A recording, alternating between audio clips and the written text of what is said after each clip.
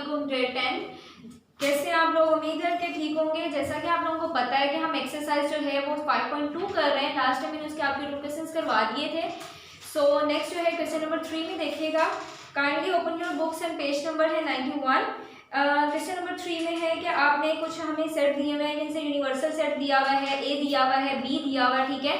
और हमने यहाँ पे जो है वो वेरीफाई करना है डी मॉर्गन्स लॉ, ठीक है। तो डी मॉर्गन्स लॉ में आपके पास वो क्या होता है कि A intersection B complement is equals to A complement union B complement. यहाँ पे आप ये चीज देखिएगा कि अगर मेरे पास यहाँ पे इंटरसेक्शन है, मतलब होल के ऊपर इंटरसेक्शन का कॉम्प्लीमेंट आ रहा है, तो ये यहाँ पे क्या होगा, यूनियन होगा और कॉम्प्लीमेंट दोनों पे अलग अलग होगा। इसी तरह से अगर यहाँ पे सेंटर में यूनियन होगा तो यहाँ पे इंटरसेक्शन होगा और अलग अलग पे कॉम्प्लीमेंट आएगा, ठीक है।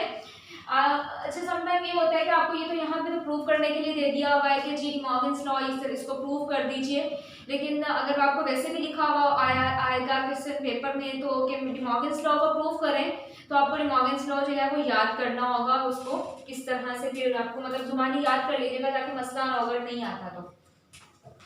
अच्छा जी, अब दो साइड है, ये लेफ्ट हैंड साइड है आपके पास, ये हमारे पास राइट हैंड साइड है। अब देखिएगा टेकिंग लेफ्ट हैंड साइड, सबसे पहले मैं लेफ्ट हैंड साइड को ले रही हूँ क्योंकि जब हमें दो इक्वली हमने मतलब प्रूफ करना होता है कि ये साइड इक्वल है उस साइड के, दोनों को वेरीफाई करना होता है, तो फिर हम क्या करते हैं, पहले एक साइड ले लेते हैं। लेफ्ट हैंड साइड में ले रही हूँ, तो लेफ्ट हैंड साइड में क्या है कि A intersection B whole complement है, ठीक है।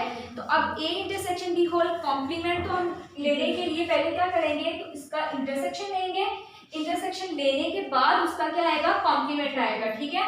तो सबसे पहले देखिएगा A intersection B, A set लिखा, इंटरसेक्शन बी सेट लिख दिया, ठीक है। और इंटरसेक्शन का आपको पता है कि हमने वो टर्म लिखनी है, वो वाली जो इसमें टर्म्स लिखनी होती है जो कि हमारे पास सेम होती है, यानी कि जो इस सेट में भी हो और इस सेट में भी हो, ठीक है।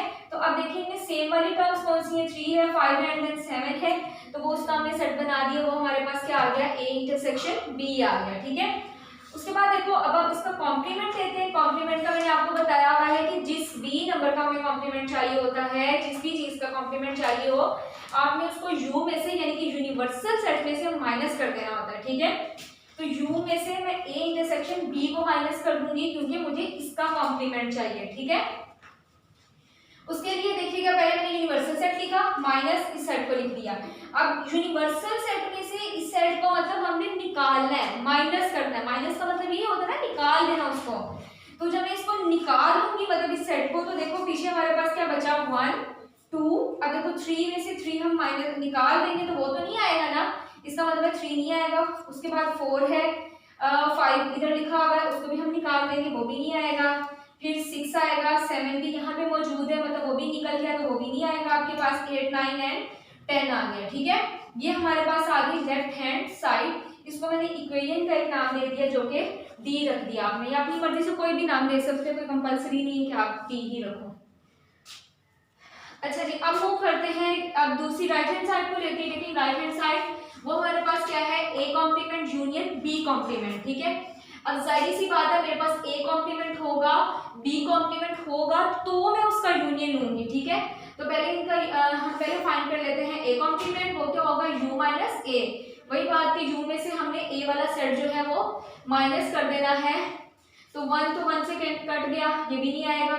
उसके बाद देखिए 2 आएगा एंड देन 4 आएगा, 6 आएगा, 8 आएगा एंड 9 नहीं आएगा, फिर क्या आएगा, 10 आएगा आपके पास, ठीक है।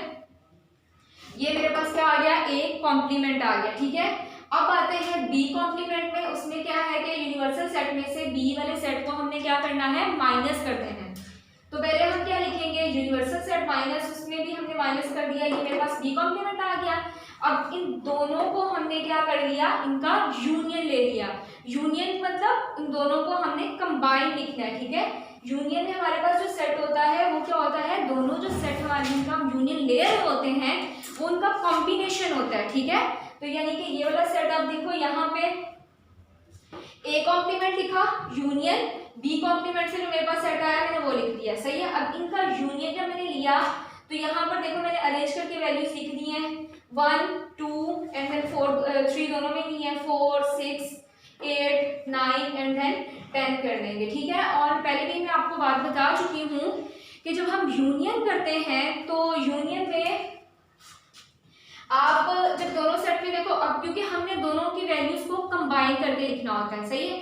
तो अब यहाँ पर देखो 6 इसमें भी है, 6 इसमें भी है, तो ये ना हो कि आप यहाँ पे 6 2 टाइम्स लिख रहे हैं।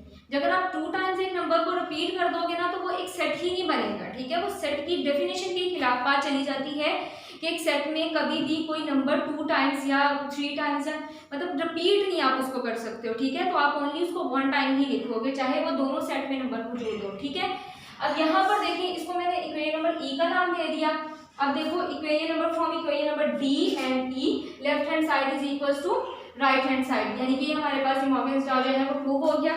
इसी का जो आगे पार्ट है उसमें क्या है कि A union B whole complement is equals to A complement intersection B complement, ठीक है।